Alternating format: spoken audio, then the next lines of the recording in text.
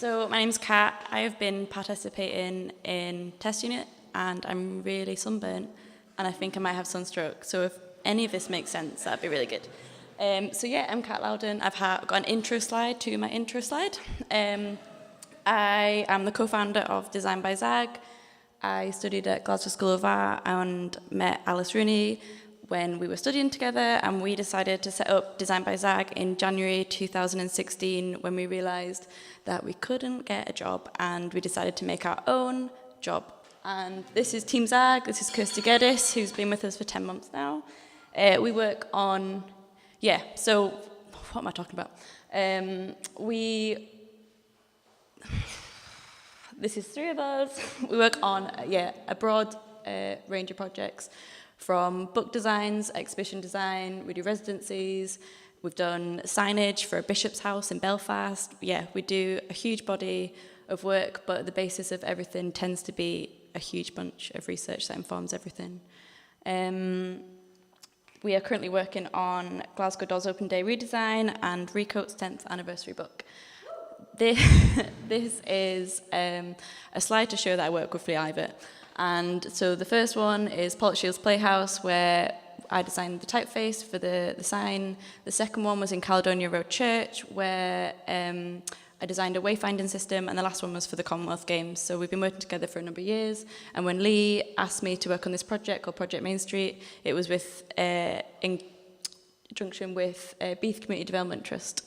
Beath is a small town just outside of Glasgow, about 25 minutes away, a population of 3,500 people, and it is in North Ayrshire, which is one of the 5th most deprived areas in Scotland.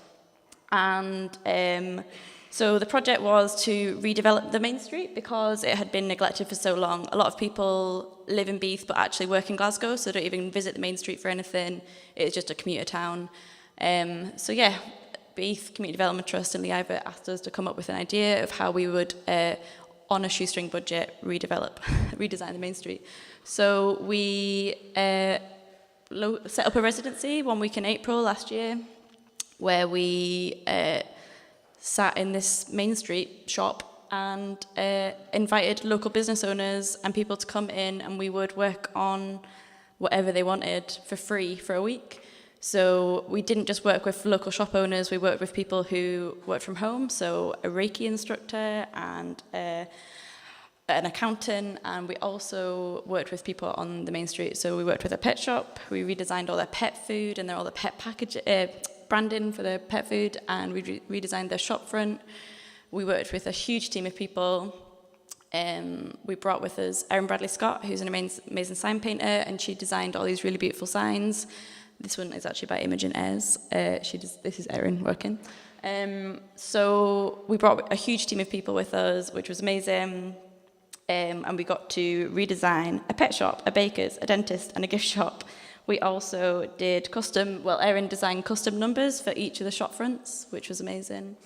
And this is the bakery. What was really nice about this bakery was it's called Cookies, and the people that owned it just moved in and it was already called Cookies and didn't have the money to redesign it. So we worked with them and redesigned the bakery, called it Main Street Bakery Original, and we painted it green, which was like really controversial. These are all the beautiful numbers that Erin and Imogen worked on together. So each shop that we designed got a bespoke number, and they also got a bespoke sandwich board for their shop. So we also did a mural. Chelsea Frew, who's incredible, did this that's like a third of it. It's absolutely huge. On this disused hairdressers. I hadn't had nothing done to it for 50 years, and it was totally decrepit, and we painted it up, and Chelsea did an incredible mural on it, which sort of like showed the whole main street and people working on it. We invited Jassy Earle, who's an incredible photographer, to come with us and document the main street, but also a lot of businesses wanted photographs for their websites, for their Facebooks, to sort of show what they do, which was great. So this is the butchers doing their thing. We also did a networking event for all the small businesses. This is Anne and her travelling fruit basket because she couldn't afford the rent, so she sells fruit and like knock-off Chanel watches. out of her van. Yep, and yeah, she actually just put her old magnetic signs next to the new ones that we designed her, so didn't really work out.